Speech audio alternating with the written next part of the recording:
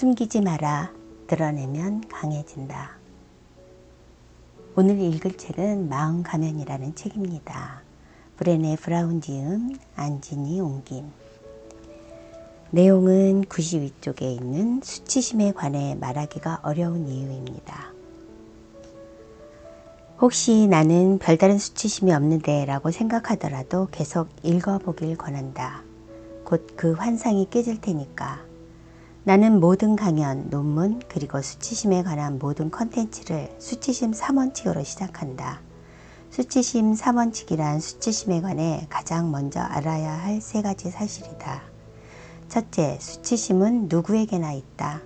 수치심은 보편적인 감정이며 사람이 경험하는 가장 원초적인 감정이기도 하다.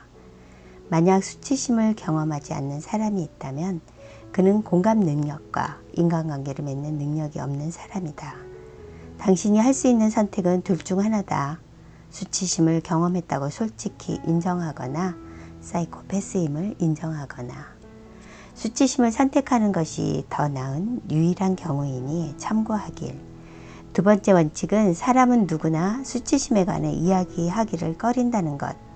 마지막 원칙은 수치심에 관한 이야기를 회피하면 할수록 수치심이 우리 삶을 지배하게 된다는 사실이다. 이제 수치심에 대해 다음과 같이 생각해보라.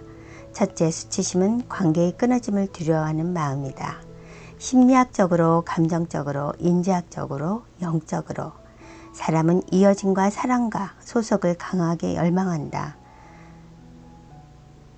사랑과 소속과 이어짐은 우리가 존재하는 이유이며 우리에게 삶의 목표와 의미를 부여한다. 수치심은 관계가 끊어지는 것에 대한 두려움이다. 우리가 저지른 어떤 일에 대한 두려움, 실패에 대한 두려움, 우리가 실현하지 못한 이상이나 달성하지 못한 목표 때문에 우리가 관계 맺을 가치가 없는 사람이 될까 두려워하는 마음이다. 나의 연구에서 찾아낸 수치심의 정의는 다음과 같다. 수치심이란 우리의 어떤 결함 때문에 우리가 사랑과 소속감을 느낄 가치가 없는 사람이라고 여기는 매우 고통스러운 감정 또는 경험이다. 사람들은 수치심이라고 하면 굉장한 트라우마를 경험한 사람들이나 느끼는 감정이라고 믿고 싶어 한다. 하지만 그것은 사실이 아니다.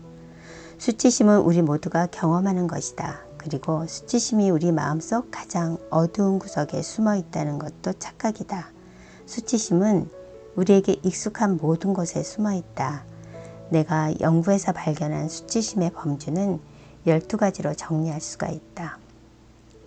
외모와 신체 이미지, 돈과 직업, 모성애, 부성애, 가족, 육아, 정신과 육체의 건강, 중독, 섹스, 노화, 종교, 트라우마, 편견 또는 낙인. 우리가 연구 참가자들에게 수치스러운 상황의 예를 들어보라고 했을 때 나온 대답의 일부를 소개한다.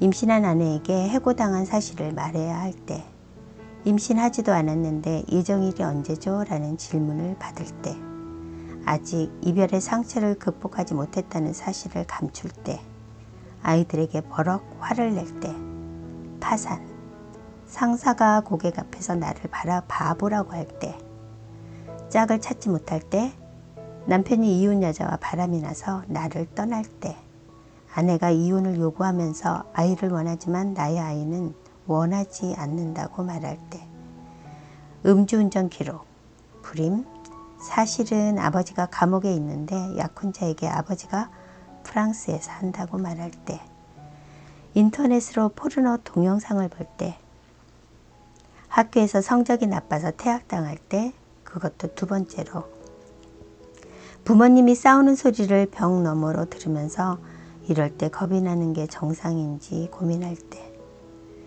수치심은 실로 고통스러운 감정이다. 우리의 뇌는 화학적으로 사회적 인정과 이어짐을 간절히 원하기 때문에 거부와 끊어짐은 우리에게 큰 고통을 안긴다. 2011년 국립정신건강연구소의 지원으로 국립약물남용연구소에서 수행한 연구에 따르면 사람의 뇌는 육체적 고통과 타인에게 거부당하는 경험에 똑같은 방식으로 반응한다. 그러므로 내가 수치심을 가리켜 고통스러운 경험이라고 말하는 것은 농담이 아니다. 신경과학의 발달로 우리는 이미 알고 있는 사실을 재확인할 수 있다.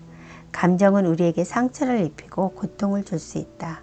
그리고 우리가 육체적 고통을 명확하게 규정하기 어려운 경우가 많은 것처럼 감정적 고통을 말로 설명하는 것도 어려운 일이다.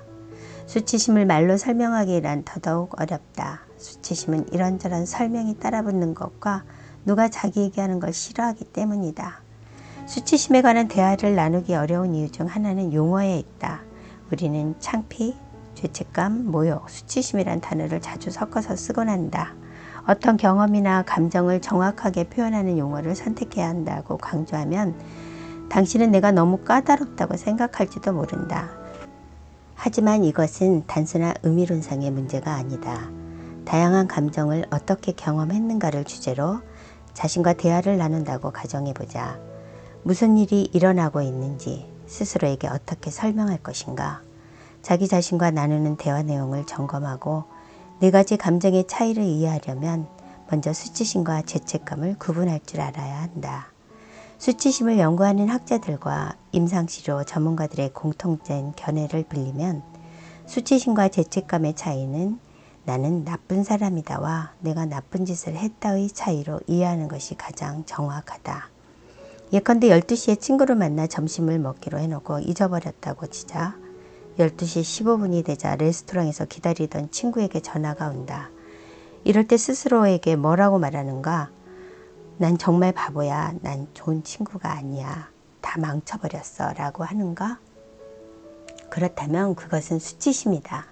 아니면 내가 약속을 잊다니 형편없는 실수잖아. 라고 말하는가? 그것은 죄책감이다. 흥미로운 이야기는 이제부터다. 이럴 때마다 자동으로 넌 나쁜 친구야. 수치심을 좀 느껴야 다음번엔 똑바로 하겠구나. 라고 자신에게 훈계하는 사람들은 잘 들어보시라. 수치심을 느낄 때 우리는 자신을 보호하기에 다른 사람이나 사물을 비난하거나 우리의 실수를 합리화하거나 솔직하지 못한 변명을 늘어놓거나 숨어버릴 가능성이 높다. 진짜 바쁘다고 내가 말했잖아. 오늘은 약속 잡기 좋은 날이 아니었어. 아니면 건성으로 사과를 하고 속으로는 다른 생각을 한다. 나도 어쩌라고. 내가 오늘 얼마나 바빴는지 알면 저 친구가 사과를 해야 할 거야. 아니면 전화번호에 뜬 번호를 보고 아예 전화를 안 받을 수도 있다. 마침내 그 친구를 계속 피할 수 없는 시점이 되면 거짓말을 한다. 내가 보낸 이메일 못 받았니? 아침에 내가 약속을 취소하자고 했는데 스팸 메일함을 안 열어봤구나. 우리가 어떤 행동에 대하여 사과를 하고 보상을 하고 우리의 가치관에 맞지 않는 행동을 고치는 경우 그 동력은 대개 수치심이 아닌 죄책감이다. 죄책감은 불편한 감정이지만 우리에게 도움이 되기도 한다. 심리학적으로 불편은 인지 부조화와 유사하며 의미 있는 변화를 이끌어낸다. 죄책감은 수치심과 똑같이 강렬한 감정이지만 우리를 긍정적인 방향으로 이끈다. 반면 수치심은 우리에게 파괴적인 영향을 끼친다. 나의 연구에서도 수치심은 자신이 변화할 수 있다고 더 잘할 수 있다는 믿음을 잠식한다는 결론이 나왔다. 주위를 둘러보면 아직도 수치심의 질서를 유지하는 효과적인 도구라는 믿음에서 벗어나지 못한 사람들이 많다. 그런 믿음은 틀렸을 뿐 아니다. 위험하다. 수치심은 중독과 폭력, 억압과 공격성, 우울증과 섭식장애, 집단 따돌림과 상관관계가 높다. 반면 수치심이 긍정적인 현상과 상관관계가 있다는 증거는 어떤 연구에서도 발견되지 않았다. 앞에서도 말했지만 사랑과 소속감을 느끼고 싶어하는 것은 인간의 본성이다. 수치심을 경험할 때 우리는 관계가 끊어지고 자신의 가치가 떨어지는 느낌을 받는다.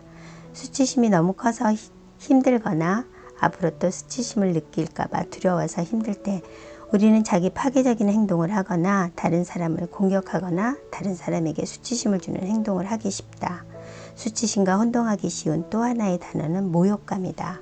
저명한 정신의학자 도널드 클라인은 수치심과 모욕감의 차이를 다음과 같이 절묘하게 표현했다. 사람들은 자신이 가끔 수치심을 느껴도 된다고 생각한다. 하지만 모욕을 느끼는 것은 용납하지 않는다. 존이라는 사람이 동료 직원들과 회의를 하고 있는데 그가 영업에서 판매를 성사시키지 못한다는 이유로 상사가 존에게 루저라고 했다고 가정해보자. 존은 그 상황을 수치스럽다고 느낄 수도 있고 모욕으로 받아들일 수도 있다. 만약 존이 자신에게 이런 나는 루저구나, 난 패배자야 라고 말한다면 그는 수치심을 느낀 것이다. 만약 존이 자신에게 허참, 저분이 자제를 잃으셨네, 그래도 그렇지 나는 그런 소리를 들을 이유가 없어 라고 말한다면 그는 모욕을 느낀 것이다. 모욕은 매우 기분 나쁜 감정이며 일이나 가정생활에 지장을 초래할 수 있다. 모욕을 느끼는 상황이 되풀이될 경우 우리는 그 메시지를 내면화하기 시작하고 모욕감은 서서히 수치심으로 변해간다. 그래도 모욕은 수치심보다 낫다. 존은 루저라는 상사의 발언을 내면화하지 않고 자신에게 저건 저 사람의 문제야 라고 말을 들려줬다. 이런 식으로 대항할 경우 우리가 숨어버리거나 이상행동을 하거나 말싸움을 벌일 확률은 낮아진다. 우리는 우리의 가치관에 어긋나는 행동을 하지 않으면서 문제를 해결하려고 노력할 것이다. 창피함은 4가지 감정 중에 가장 약한 감정이다. 창피함은 순간적인 감정이어서 나중에는 우습게 여겨지기도 한다. 창피함의 징표는 내가 창피한 행동을 했지만 그게 나에게만 있는 일이라고 생각하지 않는 것이다. 남들도 똑같은 일을 한 번쯤 겪었을 거라고 여기면서 얼굴을 잠깐 붉히고 만다. 창피한 감정은 우리의 정체성에 결정적인 영향을 끼치지 않고 그냥 지나간다. 이제 용어에 어느 정도 익숙해졌는가? 그렇다면 당신은 수치심을 이해하기 위한 좋은 출발점에 섰다. 용어 이해가 수치심 회복 탄력성의 첫 번째 요소에 포함된다.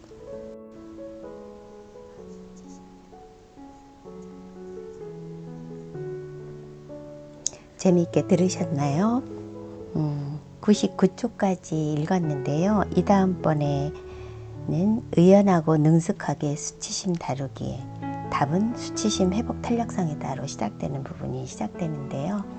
이 책은 마음가면이라고 브레네 브라운이 지었고요. 그 다음에 도서출판 길벗, 인문교양 비즈니스 단행본 브랜드인 더 캐스트에서 나온 책입니다. 저는 이 책을 2019년도 1월 22일 세 번째라고 써 있는데요. 제가 NKYU에 들어가서 북드라마를 하면서 만나게 된 책입니다. 다시 한번 읽어보고 싶은 마음이 들어서 꺼냈는데요. 또 새롭고 좋은데요. 여러분들도 관심 있으시면 한번 읽어보시기 바랍니다. 감사합니다.